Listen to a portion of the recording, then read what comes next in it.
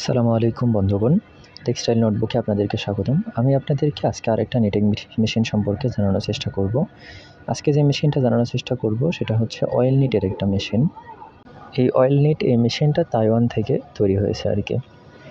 তো মেশিনের এখন যেটা দেখতে পাচ্ছি সেটা হচ্ছে ক্রিল।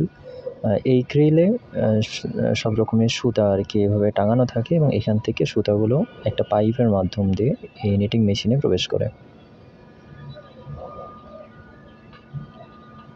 এখন মেশিনের উপর থেকে একটা দৃশ্য দেখতে পাচ্ছেন। এই যে সুতাগুলো এখানে এসে ফিডার দিয়ে ঢুকে গেছে। আর এইটা আরেক রকমের ফিডার দেখা যাচ্ছে। ফিডার ২ রকমের হয়, একটা হচ্ছে পজিটিভ ফিডার এবং আরেকটা হচ্ছে নেগেটিভ ফিডার। এখানে যে ফিডারগুলো দেখা যাচ্ছে এটা হচ্ছে পজিটিভ ফিডার। এর কারণ হচ্ছে এখানে কিছু সুতা জড়ানো থাকে এবং এখানে যেটা দেখা যাচ্ছে সেটাকে বলা হয় ভিডিকিউ পুলি। আর এই পুলির মাধ্যমে কিছু কাজ আছে, সেটা হচ্ছে এই পুলির যখন ডায়াটা বেড়ে যায় তখন স্টিচ লেন্থটা কমে যায় এবং এই পুলির যখন হচ্ছে ডায়াটা কমে যায় তখন স্টিচ লেন্থটা বেড়ে যায়। আর যখন এই স্টিচ লেন্থ বেড়ে যায় তখনই জিএসএমটা কমে যায় এবং যখন স্টিচ লেন্থ কমে যায় তখন জিএসএমটা বেড়ে যায়। এই যে অয়েল নিট নাম লেখা আছে দেখতে পাচ্ছেন, এটা তাইওয়ানের একটা কোম্পানি।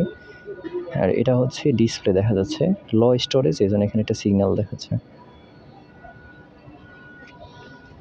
আর এটা হচ্ছে মেশিনের ভিতরে যে কাপড় নামে সেটা, এবং এটা দেখা যাচ্ছে সামনে এটা হচ্ছে এয়ার গান। এটা দিয়ে হচ্ছে মেশিনের আশেপাশে এবং মেশিনের ভিতরে পরিষ্কার করা হয়।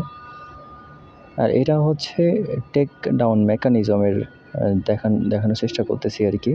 এখানে দেখতে পাচ্ছি কি পরিমাণ প্রেশার দিয়ে একটা ফেব্রিক নামবে, তার এখানে কিছু ক্যালকুলেশন আছে। এখানে ভিতরে কাপড়টা ফাঁকা রাখার জন্য একটা স্ট্যান্ড ব্যবহার করা হয়েছে স্টিলের, এটা দেখতে পাচ্ছেন।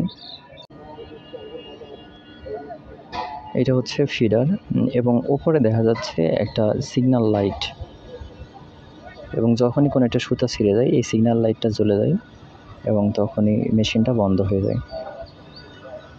এখন যেটা দেখতে পাচ্ছেন এটা যেগুলো ওপরে উঠে আছে সেটা হচ্ছে নিডল, এবং যেটা দূর থেকে হয়তো ভালো দেখা যাচ্ছে না ওখানে সিঙ্কারও আছে। যেহেতু এটা সিঙ্গেল জার্সি এই জন্য এখানে সিঙ্কার এবং নিডল দুইটাই দেখতে পাওয়া যাবে। আর এটা হচ্ছে ক্যামবক্স এক একটা ৭৩ থেকে দেখা যাচ্ছে ৫ দেখা যাচ্ছে, এগুলো উল্টাপাল্টা করে সাজানো হয়েছে। এগুলো ৯০টা ফিডার আছে এখানে আর কি। আর এখানে একটা স্ট্যান্ড দেখা যাচ্ছে, যখনই মেশিনের সেট আপ চেঞ্জ করা হয় ক্যামের তখনই এই স্ট্যান্ডটাকে উপরে তোলা হয়। আর এখানে কিছু স্ক্রু দেখতে পাওয়া যাচ্ছে, এই স্ক্রুতে টেনশনকে কন্ট্রোল করা যায়। তাইওয়ানের একটা মেশিন এবং এখানে এটার স্পেসিফিকেশান দেওয়া আছে আর কি। মেশিনটার উপরে রং করা হয়েছে, এই কারণে মেশিনটা দেখতে এরকম লাগতেছে। এখানে ফিডারের উপরে একটা বেল্ট দেখা যাচ্ছে, ভিডিকিউ পুলি এই বেল্টটাকে কন্ট্রোল করে।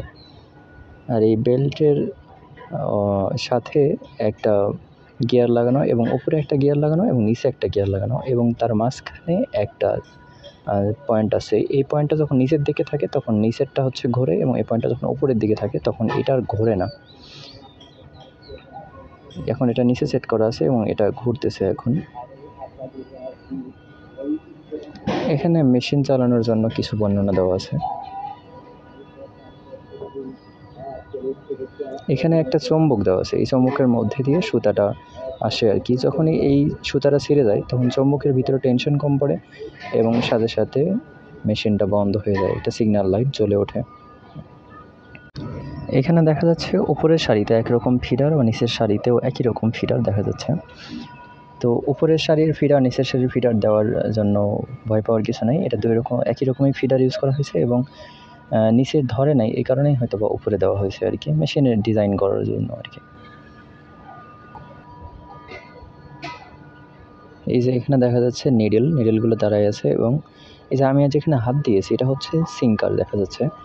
এখানে ক্যামেরায় ভালো করে শো করতেছে না, এটা একটু সিঙ্কারগুলো এভাবে দাঁড়ায় আছে, মাঝখানে ফাঁকা আছে, খুবই পাতলা সিঙ্কার, এই কারণে ভালো দেখা যাচ্ছে না। এবং এই যে এখানে হাত দিয়েছি এটা হচ্ছে নিডলগুলো যখন হচ্ছে নিট ক্যাম থাকে তখন এভাবে উপরে ওঠে এবং যখন মিস ক্যাম থাকে তখন ডাউন থাকে। Thank you.